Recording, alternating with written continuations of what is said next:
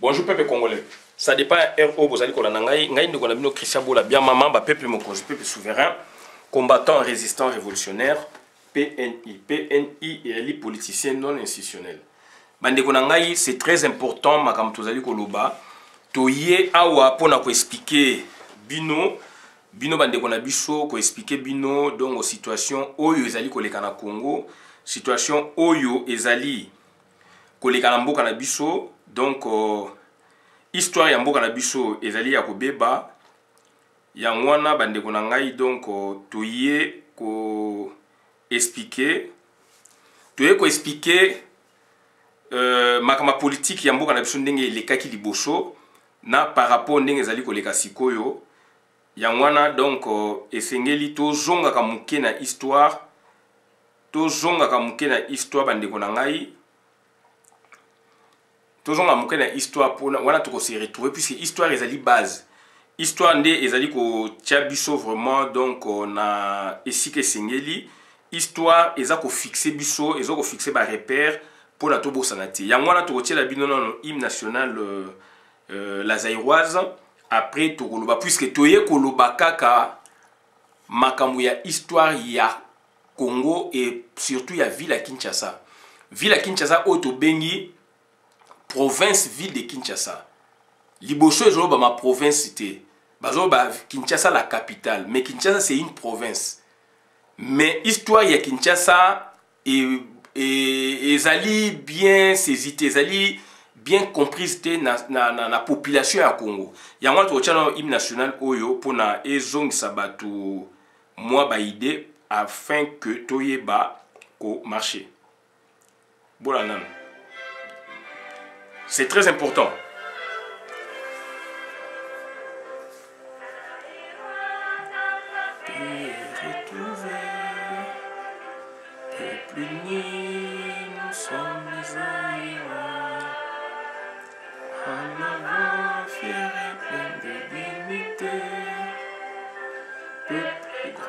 Peuple libre jamais, tricolore flamme du feu sacré, bâtit notre pays toujours fidèle, autour d'un fleuve majesté, autour d'un fleuve majesté.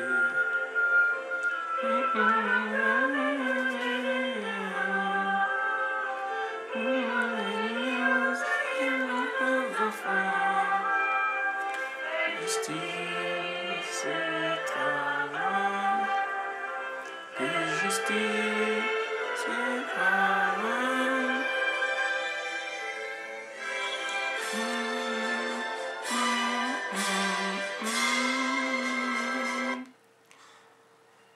Bandeko na ngai, donc totie histoire oyo, totie donc debout fait la zaïroise, puisque ezali hymne national na debout congolais, ezali qui donc créé par père jésuite Boka na Lutumba.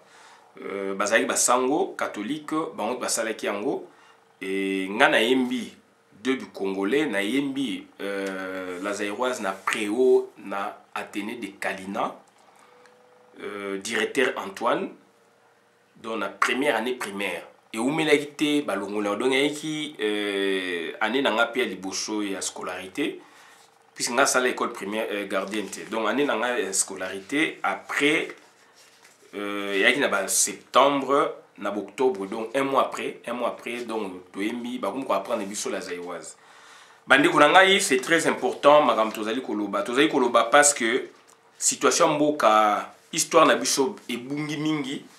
Lelo tant tokoloba par exemple makambo ya ville à Kinshasa, batu mususu ba comprendre nango, ba mususu ba comprendre nango te, ba mususu ba ko mona neti ke toza ko inventer, ba mususu ba ko mona neti ke donc tozali ko inventer, tozali ko sala makambo songolo pakala, toza ko comprendre te, mais tozali ko inventer rien. Toza koloba kaka vérité, puisque tozali na ko intervenir bo comprendre nga s'il vous plaît, ezali histoire ya Congo par rapport ya peuple oyo bakolo Kinshasa. Naye ko sa polémique te, naza koloba makambo oyo parce que biso na civisme éducation politique et civique totangaki ba 24 communes ya ville ya Kinshasa mais totangaki ba peuple ya ville ya Kinshasa te. Je me rappelle école primaire na ECP éducation civique et politique tozali kotanga makambo ya Mobutu, Mobutisme etc. mais na répartition n'est-ce pas ya ba province totangaki en répartition ya ba commune na ville ya Kinshasa 24 communes atanga en école primaire. Donc totanga en école primaire et puis commune ezalaki bazo benga nini donc comme c'est des zones yango est remplacé bourgmestre est kozonga sikoyo puis to utaki na Congo to koti na Zaïre d'où to tanga ba biloko wana district ya ki liboso balongo district comme sous région voilà donc comme c'est d'état ya ki ministre et longo comme conseil d'état bana mingi ba vivre en côté ba yoko mona mbalamo ba bote ba partir ba 90 ba mona mbalamo ba ministre ba zong mais biso to vivaki na ba période ba conseil d'état aussi conseil d'état secrétaire d'état voilà premier conseil d'état to vivaki biloko mo ndenge wana puisque y a une partie état donc MPR et puis la démocratisation et comme ba ministre na ndenge ezongi lelo du moins pour la ville à Kinshasa bande konanga toza lelo na 24 communes mais ville à Kinshasa ibana na 24 communes te nzembo ya Dido Yogo azalaki moyembi monene alanga nzembo monene azalaki musicien ya ba orchestre pe ebele na Congo ya biso atika biso ayema nzembo wana Kinshasa bande na combien de communes ça c'est déjà explication. Kinshasa, est-ce que capitale à Kinshasa, tant Congo est comme Congo, République, est comme donc Congo indépendant, État indépendant du Congo, est-ce que capitale du Bosso, il y a des Congolais à Rambokani, il y a qui vivent, il y a Matadi, après Vivi et comme Boma, Vivi 1885-1886, et Longé Wana et Okomana Boma. 1886 ti naba 1926 bamsho baba 27 28 donc par là nde bayo créer sikoyo donc Léopoldville donc Kinshasa nde sikoyo donc yo koma sikoyo donc capitale boucho ezali na ba Congo deux capitales na ba Congo to yo koma sikoyo wana et donc il y a un peuple wana même na Boma. Il y a des Congo, bazali na ba Congo, mais na Boma, il y a une souche, il y a tribu, donc une sous-tribu ezaliwana, Bakolo ville ya Boma. Ezali, c'est pour tout le monde, c'est pour tout le Congo, c'est pour tout le bas Congo, mais ils ont la tribu Oyo, donc ma belle place Batongi, donc ville ya Boma, Bakolo tribu na bazali. Ils ont Bayombe, mais Bayombe, bazali côté boé et ça peut même chose la différence et mais ezali Boma c'est pour le Bayombe mais c'est dans les bas Congo. Vivi c'est pour le bas Congo mususu mais capitale ezali qui na Vivi.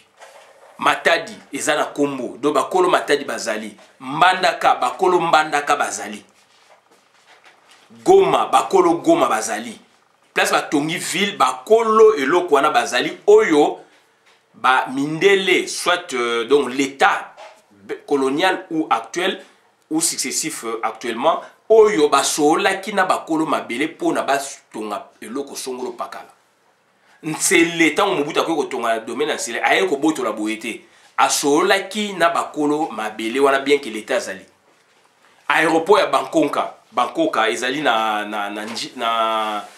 troisième aéroport international ya Congo ezali na Kisangani Bakonga so Bankoka aéroport Bankoka ya Kisangani bakolo ville wana place batongi aéroport et yaki bazamba yaki ba mboka batu place batongi port ya Kinshasa ezayaki mboka ya batu place batongi bo place ba inventer ba structure ya l'état biloko na yaki ba place ya batu ba mboka donc il y a eu des négociations yango moni to yoko lo parce que pour to se comprendre Congo na biso, il y avait beaucoup d'ethnies et de tribus avant 1885 au bazalaki na ba autonomie na bango. Bamshu bazalaki na ba royaume royaume, et puis royaume, c'est là, on parle de la dynastie. On est comme Makila, héréditaire. Moutakoyo ko soit pouvoir na royaume, il faut azala na lignée wana. Mais ba royaume mingi et se transforma qui et comme qui ba empire.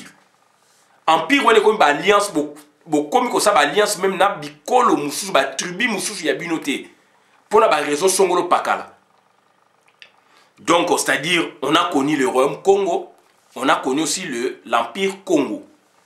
Soko Tembe ça la recherche au Congo na makamnaza koloba. Donc, Royaume Congo, là, c'est uniquement pour le Congo. Mais tant que Empire Congo, on a une alliance. On a une teke. Il y a un Congo, Kinshasa ya bango. Mais Kinshasa, originellement, c'est bango.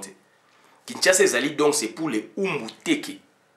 Et puis, donc, c'est-à-dire, qu'il y a encore une alliance plus loin. Empire Congo, et qu'il y a une alliance plus loin. Donc, autant basaliango na Congo ou le Congo na biso, autant basaliango pe na parti to bengi le Congo Brazzaville, autant aussi empire on est kene sous-ti donc na Gabon puisque est dépassé ba Congo et comme ba alliance. Il faut autant yango, il faut ko yeba yango, mais na Congo ou to bengi Congo na biso alliance ezalaki. Voilà. Donc ils ont fait ça ba confusion Kinshasa ezalaka banani. Royaume Congo e bandaki wapi tikali wapi. Biloko wana eza ba histoire oyo biso il fallait totanga yango. Mais totangi yango na ba kelasi, totangi yango Royaume Congo, totangi yango Royaume Bobo, totangi yango mais biloko mususu est-ce que batuma ba tangi yango to approfondir yango. Lunda, Empire Lunda par contre ba empire, Empire Lunda, Empire Lunda ou Royaume Lunda, donc Empire Kuba ou Royaume Kuba. Donc la terminologie a changé par rapport à l'alliance, à la dynastie. Mais là, on a dit que Empire et Ali, donc c'est-à-dire c'est l'alliance. Donc le autre que ma ville à Kinshasa, on a cinq notables. Tous cinq notables oyo bazali ressortissant à ville à Kinshasa. Nandenge to benga le configuration 24 communes. Donc c'est-à-dire oyo bazali ba umbu o bazali ba teke ba éclairer biso ba chef coutumier ya ba teke na ba umbu ba éclairer biso puisque c'est très important toza ko loba metoyebi histoire ya capitalité siège d'institution to mona ga ba chef coutumier bazo bima bazo réclamer makambo bo beta histoire ne biso to ko loba boye bo vandi vraiment bo 50 minutes 1 heure du temps bo sali histoire la première partie deuxième partie histoire ya ville à Kinshasa. Histoire ya ville Mbandaka, histoire ya ville Matadi, histoire ya ville Goma, histoire ya ville Mbujimai.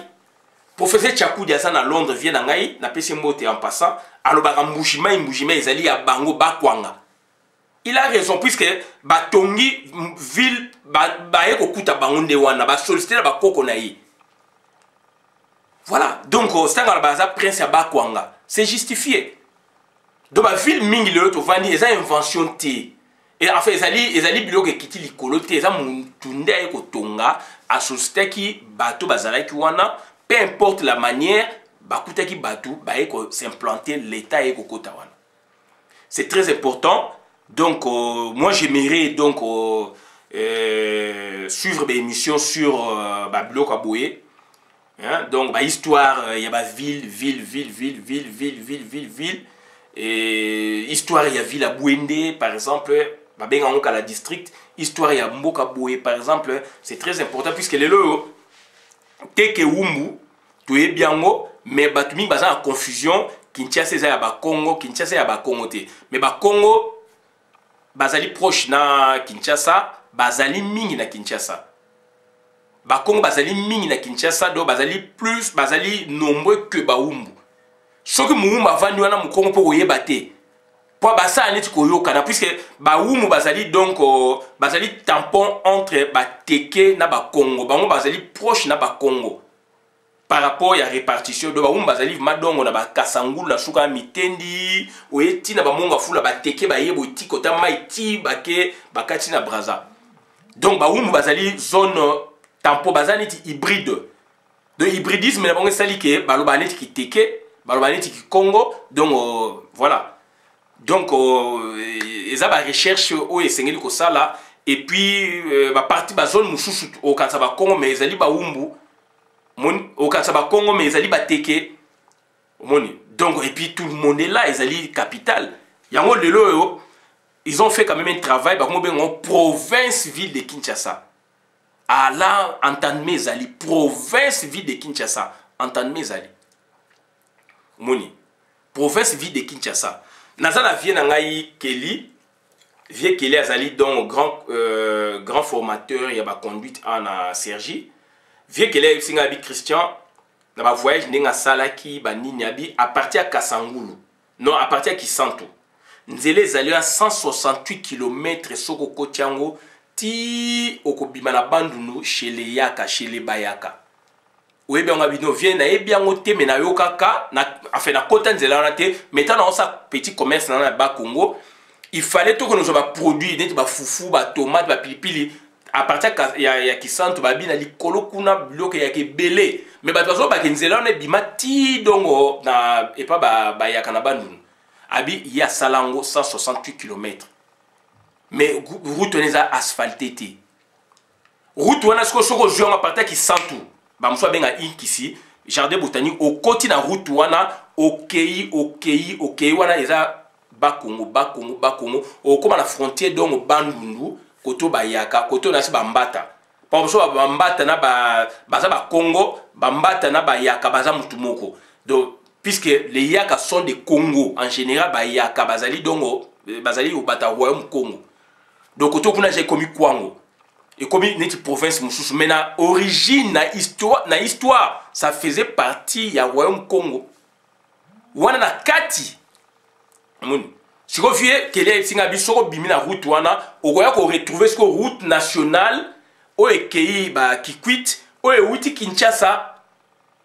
De tout le prolongement, il y a boulevard Lumumba, ok, Bakoto Kunati, au Koma, il y a un rond-point en quelque sorte, route ou Kotisiko Boué, et que Bakongo Bimina. Kisanto. Donc muto azali koto kuna pona akene Kisanto akene Bakongo akoya Kinshasa boyeta ça la grand tour. Ye akokota na nzela ona mbala mwa bimi Kisanto. E banzele zali ba topo centrique banzela topo centrique za na kati o ba koko na biso batambola. D'auto faire attention délimitation ezali ya royaume Congo ezali. Ba teke royaume teke ezali ba zo bengo pe tuo royaume teke ezalaki. Mais ce sont des royaumes Oyo, royaume Congo et Yaki ko conquérir Yango à un moment de l'histoire.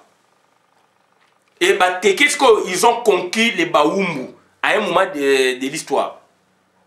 Donc c'est très important. Historique, on parle du royaume Congo et de l'empire Congo. Royaume Congo, empire Congo, il y a des choses différentes. Mais na bandunu Kwango, ça fait partie du royaume Congo. Mais ce n'est pas Kinshasa. Kinshasa ne fait pas partie originellement du royaume Congo. Et tout ça, par exemple, à partir du fleuve. À partir du fleuve, peuple Nini Vandiwana, le long du fleuve, ti côté Bachanik. Kobanadongo Maluku, ti côté Bachanik. C'est le peuple Teke. Tu vas mélanger même en quelque sorte, mais c'est le peuple Teke, Bazawana. Bakombo même ezali na ba village na ba mboka. Tant que ba Paris, mais Paris ezali comme bato, ezali famille comme ba famille bato. Voilà. Kingabwa même ba wendo ba yembango Kingabwa eza mboka ya ba Teke. Et la mboka ba Teke na ba nzembo kala même yembama na ba 50 na ba yemba yango. Kingabwa ezali village ya ba Teke, Masine eza village ya ba Teke. Moni bakimbatseki wana donc ba boye donc ça ba mboka ba kombo ya ba Teke. Maluku eza kombo ya ba Teke. Ba kombo ba njili ba boye donc ba kombo wana boluka ngo boko mona ezali ba kombo donc ezali ya patrimoine culturel ya Congo mais ezali na patrimoine culturel Teke Uumbu. Kimwenza, Mongafula, Ngafani, Mitendi. Donc, eza ba kombo o ba pesaki ba selembao, eza ba kombo ba makala bangaba, eza ba kombo ya batu ya etini Songolo Pakala. Inkisi, Kasangulu, et donc etc. Eza ba kombo ya batu, ezali par rapport ya ba tribu, peuple o ezali kiwana. Pour peuple mota olinga ke base tia kombo na place boye eza ko sangana na histoire ti. Omoni. Donc royaume Congo ezali donc à partir de Kasangulu Kasangulu aux gens sur la longueur au Kotiti au Keiti Bandundu Kwango baza au Kabwana Kadon na baumbu ti na basuka bateke kuna. Donc ça c'est le royaume Congo. Bateke bazali banan bazali. Donc c'est très important et bande konangai na Bino il y a 19 ou 14 19 groupements il y a ville à Kinshasa. Et qu'on semble biso difficile certes mais to que nango une explication simple. Na mikana na biso ndeto ene baka pour situer bakomaka batie commune etc. batia région d'origine.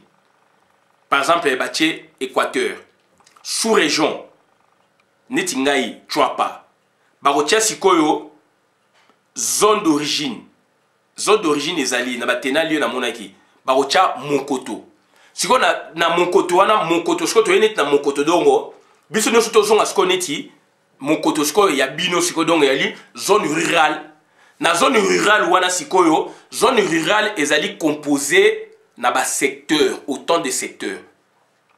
Secteur siko zongo ezali synonyme ya quartier. Zone rurale et ali sikoyo donc zone rurale ou territoire ezali composé donc on a ba quartier ba secteur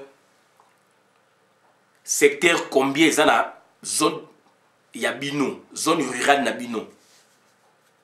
Sikoyo aujourd'hui secteur wana tant aujourd'hui ba secteur autant de secteurs na secteur chaque secteur il y a combien de villages. Bamikana ezali so que l'administration du territoire dans le ministère intérieur biloko to ezali. Ezala combien de chaque secteur, chaque quartier, ezala combien de villages. Na ba village wana il y a combien de groupements. C'est là où il y a le problème. Puisque dans chaque village il y a un ou plusieurs groupements. Groupement ezali bani eza entité moko sociale oyo ya peuple bazali ko lobake bango nyos tu ba utaka bokoko moko. Chef à groupement azali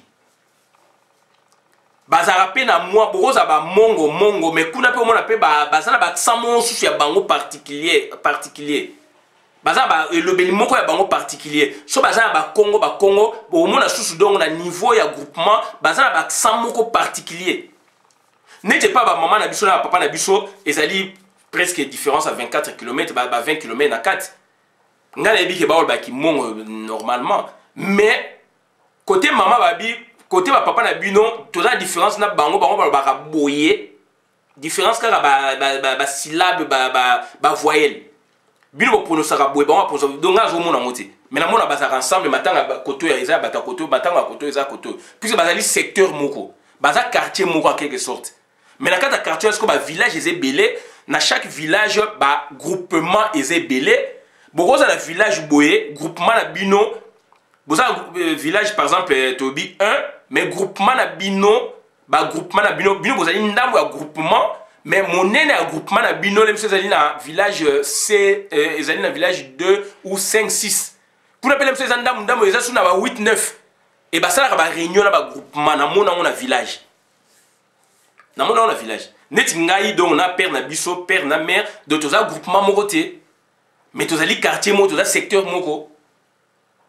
Omoni sikoyo na kati ya village ba groupement ezali moko ou plusieurs et puis ezali éparpillés souvent groupement na bino pe ko kene susu e koti susu neti na nde ba kabola mboka we ko ta susu na province mususu groupement na bino ko ta province mususu puisque moi on m'a dit tantôt que ne bwende na makolo babi so komi na Wachikengo so koti na mboka boye na Wachikengo village boye toza bango bokoko moko là ce n'est plus question groupement. Et ça n'est même pas noté na mikanda mais babi kuna ya bokoko moko so ke kuna olobinga mwana ya côté boya mboka boye ozana droit ya kozwa eloko nyoso kozwa so ba pekisho par exemple manga olobi na koma koko wana manga na nzeto na ekauka so ba boye ba pimelio et ba na mboka kuna ba miracle wana to ko ba salama mutu ba yeboye bozane bokoko moko mais ça répertorié te na mikanda l'état. Azala nzala abi bon aye akata koko yo pekisie soka beleli na kombo ya ancêtre wana elanga no koko eziki na mona teme na yoka ba preuve partout côté maman pe ba yebsanga biloko wana côté boyeboy donc bokoza na groupement moko ekoza na secteur na bino ekoza na territoire na bino ou pas ekoza aussi na territoire mususu et ba régner salamaka mususu pele mso eza répertorié te mais na histoire ba yesi bino ke biso na bato kuna toza mutu moko biso na bato kuna toza mutu moko. Donc c'est compliqué, mais c'est une question d'imagination, c'est une question qu'on a le terrain, on comprend. Donc pour nous résumer, on prend le quartier, donc les territoires, une zone rurale. Dans la zone rurale, il y a plusieurs secteurs. Le secteur, le quartier. Dans le quartier, il y a des villages. Dans les villages, il y a des villages. Pour des villages. Autant de villages. Dans le village, on va regrouper. Non seulement ba clan, mais regrouper aussi ba groupement. Ba groupement, monsieur goza dans le même village té. Ba groupement, monsieur goza dans plusieurs villages, dans plusieurs territoires. Omoni. Mais si quoi ba clan siko ezali siko yo, ba clan mingi na ndenge na moni ba clan mingi nde ezana kata ba village. Ba clan mingi ezana kata ba village. Ba clan mingi ezana kata ba village. Donc omona clan c'est un ensemble ya ba lignée, ya ba famille, bango tout bo uti na bokoko moko aussi. Neti biso na clan na biso famille na biso ya ba père na biso to kitay nango toza deuxième famille. Toza deuxième famille. De ça dit cinquième famille, ça dit sixième famille, ça dit na bokoko na biso songa na za na charge. Na okene bilanga ou be na za na biloko mutu ya cinquième famille yem ta ko memela ngai. Nga na ko memati. Nga na ko yiko memela pe ko c'est la première famille. Ainsi de suite na moniango. Et puis ngata on a kendaki village. C'est là où j'ai compris beaucoup de choses. Na yena ba biloko na memaki wana nga na meme ba papa leki oyo bazali ba leki ya papa oyo ngai ya lignée ya libota na bango ya koko fondateur ya famille na biso ya groupe familial puisque na kati ya clan il y a des groupes familiales na kati ya groupe familial il y a des lignages encore des petites familles nées na ko benga mais groupe familial ezali obino tubo uti na koko moko.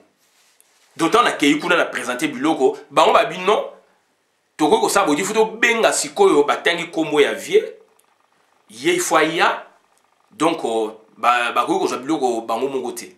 Il faut clan.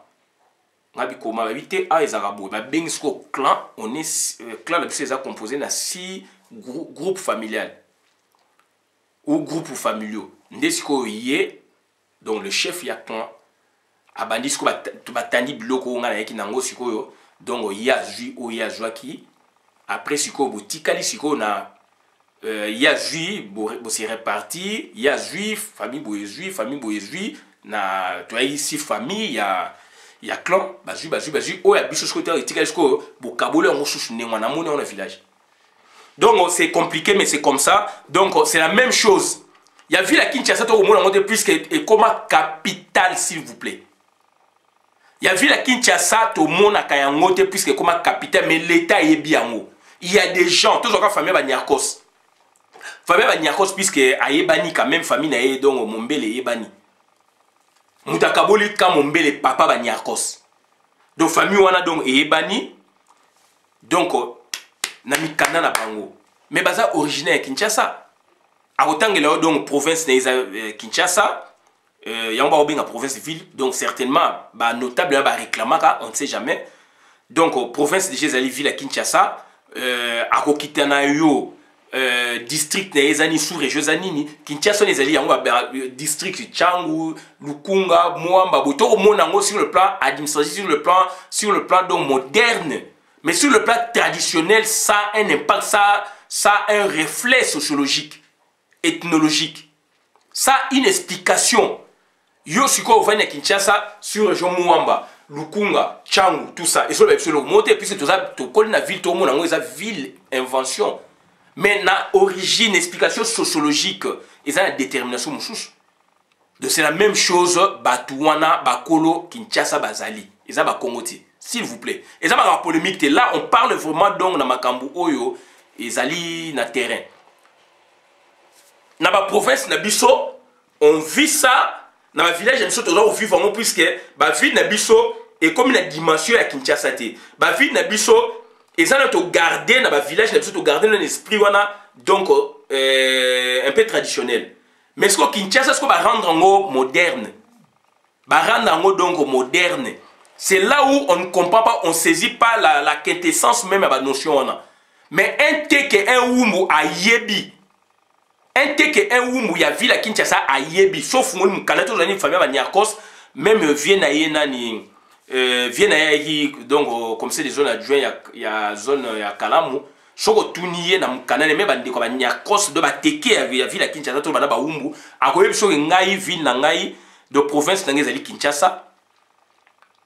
Province na Kinshasa, district na ngai so Changu ou Lukunga ou Mwamba ou Boeboe. Et puis a web ça aussi territoire na ngai ya autant que le territoire na ye. Territoire na ye ezali donc ba communauté ba 24 communautés. A autant que le territoire na ye d'origine. Ndenge biso pe na ba mikana ya yo na ba kindenge zalaki. A autant que nga na la territoire boye. A besoin explication claire. Biso territoire na biso eza boye mais mundela ya che boye a che ba commune. A autant que le territoire na ye d'origine. A autant que le secteur na ye na kata ville Kinshasa ezali. Bien que le comme ville a autant que le yango. Et puis a boye biso ke naza muta village boye. Na mikana na bango ezali. Mais on comprend que village donc ezali msusu yolo.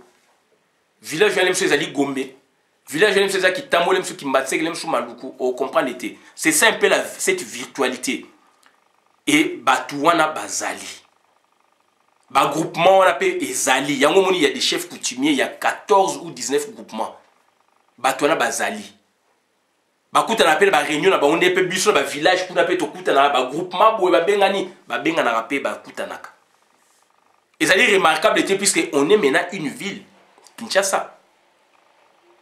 Ezali ya ba Kongote, ezali ya ba Teke, ezali ya ba Wumbu. Tous ala quand même respectueux na histoire, tous ala quand même respectueux de la entité territoriale décentralisée. Royaume, empire, c'est avant 1885. Et c'était même le but Oyo Henri Morton Staley bayaki donc na mission pe batindeki na roi Léopold II pour na basi sa esclavagisme. Tipo akanga ba esclave belé ya négocier ju batouana abani koya kokitana bango akomi kosala ba poste na bango militaire. Place l'été zali et place bokoko ezali ya che mutuna na munduki. L'état ainsi de suite implantation wana. Donc bandekona c'est une grande histoire mais toujours à la ville à Kinshasa il y a la réalité au par exemple donc na Mokoto, il y a la même réalité au ezali donc na ville à Kinshasa. La réalité au ezali na ba Congo na ba détail na la pesi eza na ville à Kinshasa. Au ezali na Kasai, ba réalité ezali na ville à Kinshasa. Na ba différence car ande to lobi wana puisque Kinshasa c'est une invention maintenant c'est une ville moderne. Mais Batouana bazali. L'état pa yebi il y a autant de groupements na ville à Kinshasa. Comme il y en a autant de groupements, par exemple, na Kassai oriental, autant de groupements, par exemple, na Kassai occidental, autant de groupements, par exemple, na Ozaï, na Nord Kivu, Sud Kivu, etc. Voilà intervention de Ngotoloba. Tout s'est trompé, na ba royaume, na ba boue. Anciennement, oui. Anciennement, oui. Donc, les teke, ba benga bango pe ba na royaume ne teke uchio, et ba teke ba kenati. Donc na Gabon, bazati na les Makoko na Brazzaville, bateke bazali aussi donc neto kaka na Tchad.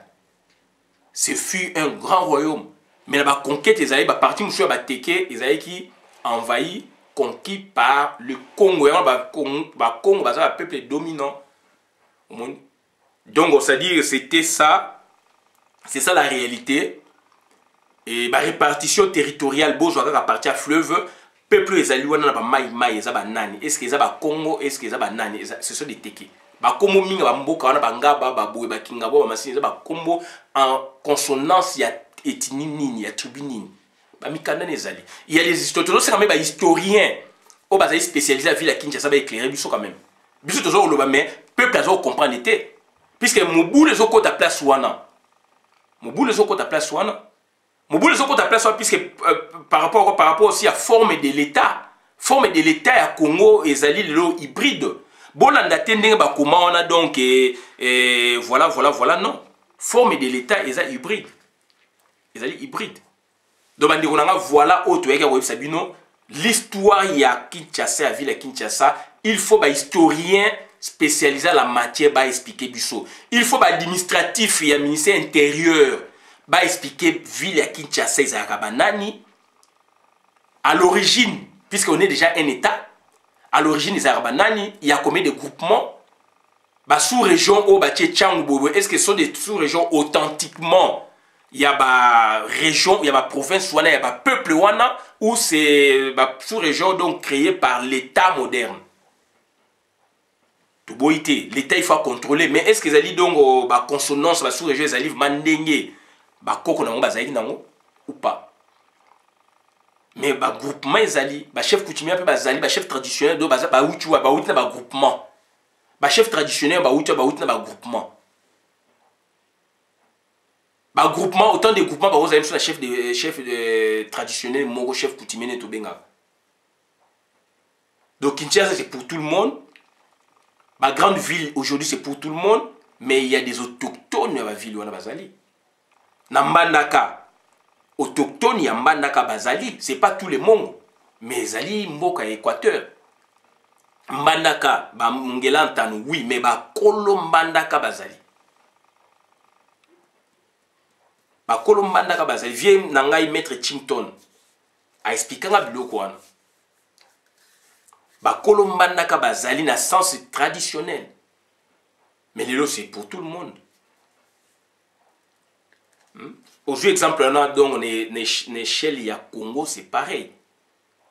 Donc to betaka ba histoire malamu donc autour à la serein puisque ba mabe na biso zo bimande ba place wana tous à la série, tous à calme. Il y a un moment où on a des bouts congolais, fait la zaïroise, pour na et puis c'est un peu réminiscence. Puisque tous les unis na Babylone Kouana et le lot au palangani na Babylone comme ils ont tina, tolinga to palanga na Babylone comme ils ont tina. Pour quelles raisons toujours y bâti. Donc voilà, bande konanga autre web sabino ngwana, bon na vidéo madame na compte communauté, ngai Christian Bola bien maman peuple mokozo peuple souverain, combattant résistant révolutionnaire, PNI. PNI est politicien non institutionnel. Merci.